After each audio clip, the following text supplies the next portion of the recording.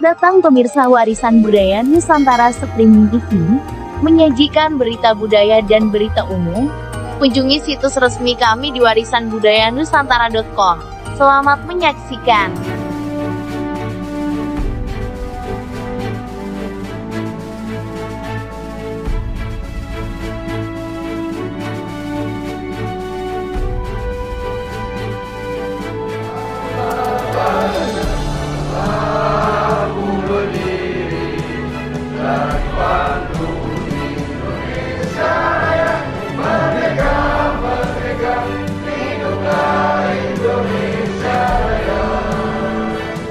Yaitu 3 jurnalis dengan tema tugas jurnalis di hadapan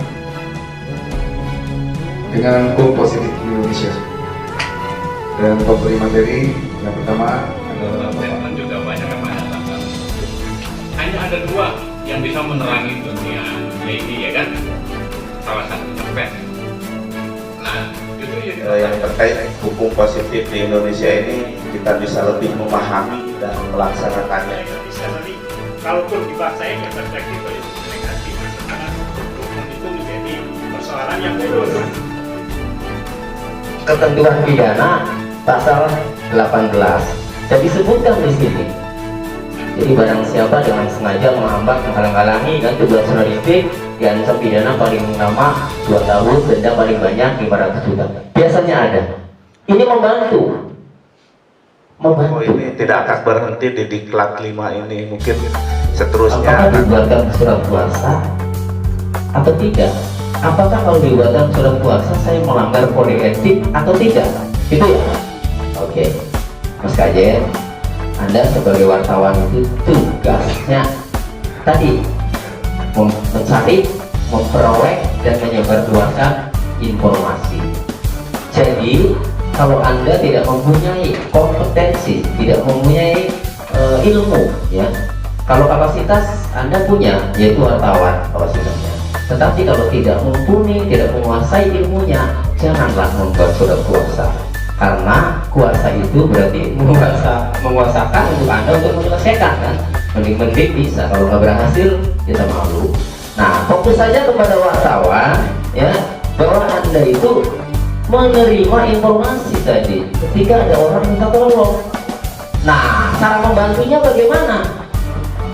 Sejalan dengan tugas jurnalistik, diliput saja. Orang itu ketika lagi mau menyampaikan, direkam saja. Atau kalau berita video, direkam saja video dengan catatan. Lalu isolasi, push. Nggak tahunya upload, akun foto, ya.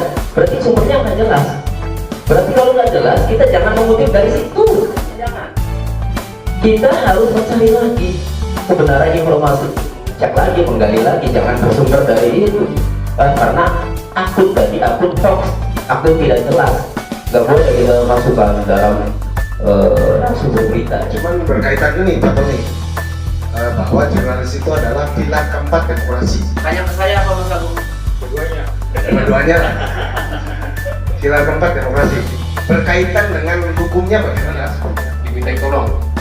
Jadi saya mau konfirmasi ke Pak Tony, minta sarannya seperti apa? Apakah karena seperti ini masuk dalam kode jurnalis atau tidak? Jadi kemarin saya didatangi oleh salah satu masyarakat. Mungkin masyarakat ini ingin minta pertolongan.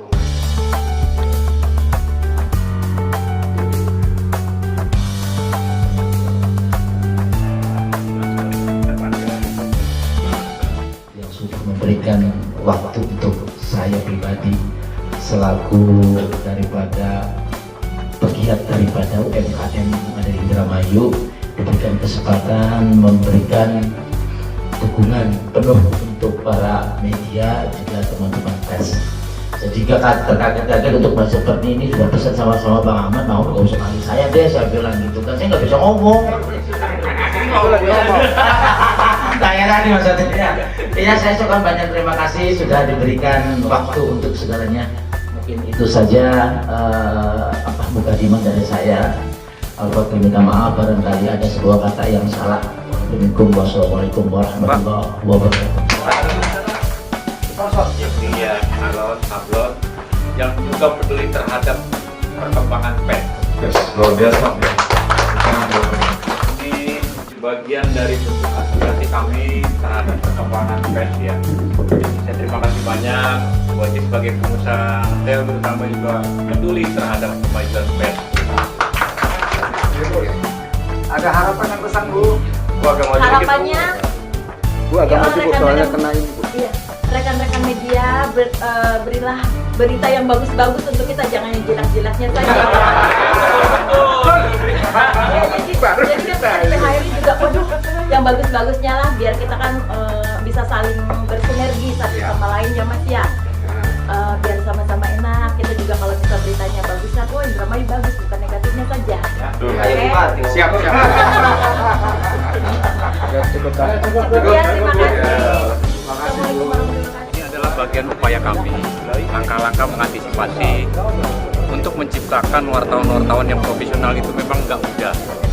Kami mencoba untuk melakukan kegiatan ini rutin dan secara kontinu, yang berharap dari hasil kegiatan ini bisa jadi implementasi sesuai dengan harapan-harapan kita semua menurut ketentuan, kaidah, dan aturan. Saya berharap mudah-mudahan dengan kegiatan ini itu benar-benar menjadi satu bagian kita ke depan akan lebih baik. Itu aja. Terima kasih. Pers dan kode etik ya. Jadi pelatihan tadi sebenarnya hanya sekedar pemantapan aja, atau kalau yang udah lupa yang mengingatkan kembali. Tapi intinya itu bahwa profesionalisme itu menjadi hal yang penting bagi wartawan supaya ketika menjalankan tugasnya bisa melaksanakan sesuai fungsi, termasuk juga terhindar dari jebakan-jebakan hukum pers yang jebakan-jebakan hukum yang makin kesini itu makin banyak bisa mengambil celah dari setiap produk yang dihasilkan oleh teman-teman wartawan. Jadi saya berharap teman-teman memegang profesionalisme sebagai satu sandaran ketika melaksanakan aktivitas sebagai seorang jurnalis.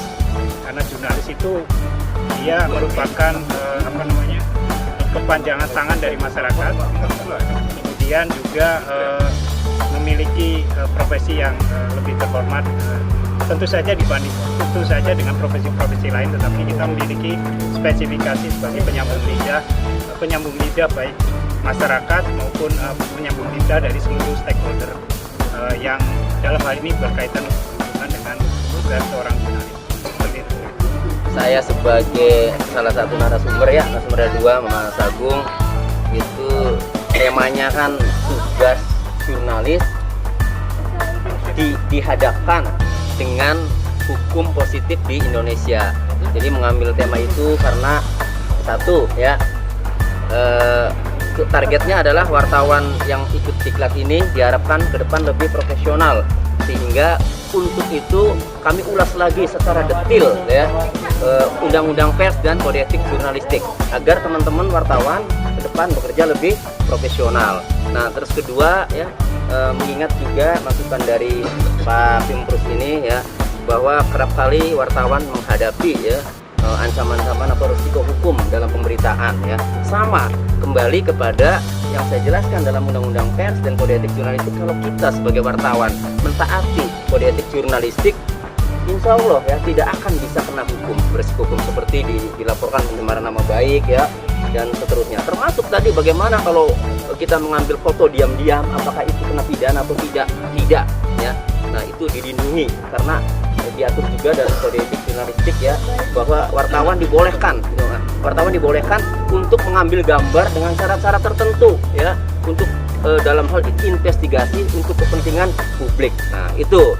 Jadi saya rasa tadi peserta semuanya jelas ya, udah ya, dan puas ya. Nah, mungkin ada yang sampaikan dari Mas Agung, boleh.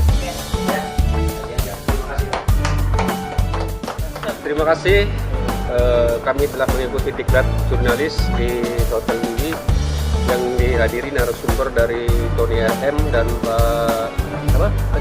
Pak Agung. Kami sangat berterima kasih juga kepada pimpinan redaksi Minko telah memfasilitasi semuanya, karena pelatihan ini sangat memberikan motivasi ilmu yang baru supaya menjalankan tugas kami sebagai media jurnalis lebih profesional, kompeten dalam menjalankan tugas dan fungsi. Terima kasih. Pesan-pesan. Selamat Riyadi, Minko ID. Iya nih, Pak Aidi. Uji Lestari. Ya udah, lewat. Heri Tarma Metro Online. Oh, coy ganteng kak. Gunawan. Toto Gelora.